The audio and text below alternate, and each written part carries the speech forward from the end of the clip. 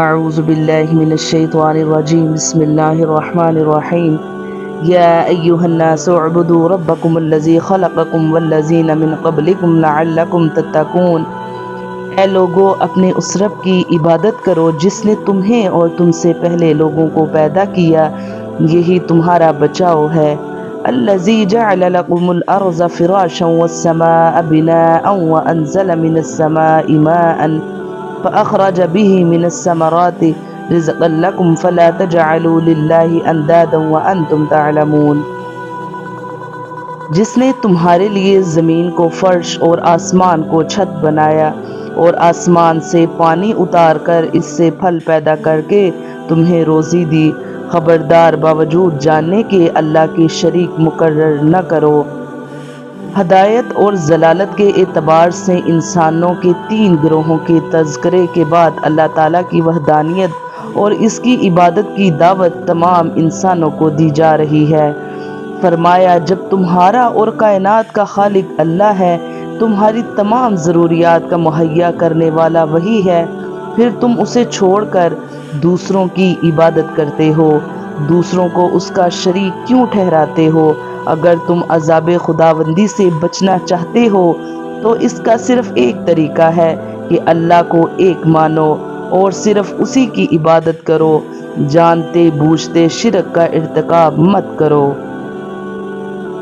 وَإِن كُنتُمْ فِي رَيْبٍ مِّمَّا نَزَّلْنَا عَلَىٰ عَبْدِنَا فَأْتُوا بِسُورَةٍ مِّن مِّثْلِهِ وَادْعُوا شُهَدَاءَكُم مِّن دُونِ اللَّهِ إِن كُنتُمْ صَادِقِينَ۔ ہم نے اپنے بندے پر جو کچھ اتارا ہے، اس میں اگر تمہیں شک ہو اور تم سچے ہو تو اس جیسی ایک صورت تو بنا لاؤ۔ تمہیں اختیار ہے کہ اللہ تعالیٰ کے سوا اپنے مددگاروں کو بھی بلا لو۔ توحید کے بعد اب رسالت کا اثبات فرمایا جا رہا ہے۔ ہم نے بندے پر کتاب نازل فرمائی ہے، اس کی منزل اللہ ہونے میں اگر تمہیں شک ہے تو اپنے تمام حمایتیوں کو ساتھ ملا کر اس جیسی ایک ہی صورت بنا کر دکھا دو، اور اگر ایسا نہیں کر سکتے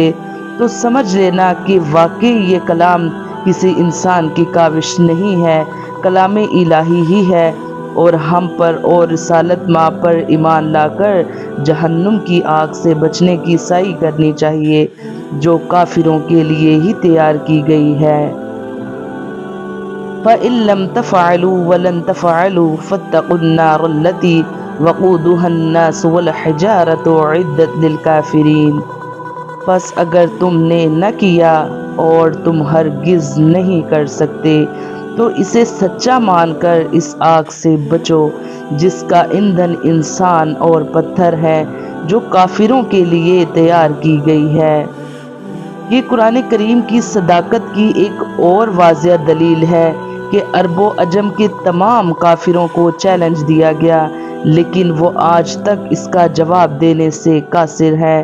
اور یقیناً قیامت تک قاصر رہیں گے۔ پتھر سے مراد مقبول ابن عباس گندگی کے پتھروں اور بعض حضرات کے نزدیک پتھر کے وہ اصنام بت بھی جہنم کا ایندھن ہوں گے جن کی لوگ دنیا میں پرستش کرتے رہے ہوں گے،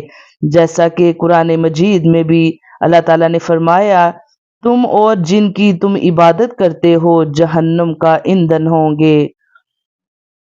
اس سے ایک تو یہ معلوم ہوا کہ جہنم اصل میں کافروں اور مشرکوں کے لیے تیار کی گئی ہے، اور دوسری بات یہ معلوم ہوتی ہے کہ جہنم اور دوزخ کا وجود ہی جو اس وقت بھی ثابت ہے، یہی سلف امت کا عقیدہ ہے، یہ تمثیلی چیزیں نہیں ہیں جیسا کہ بعض متجدد دین اور منکرین حدیث باور کراتے ہیں۔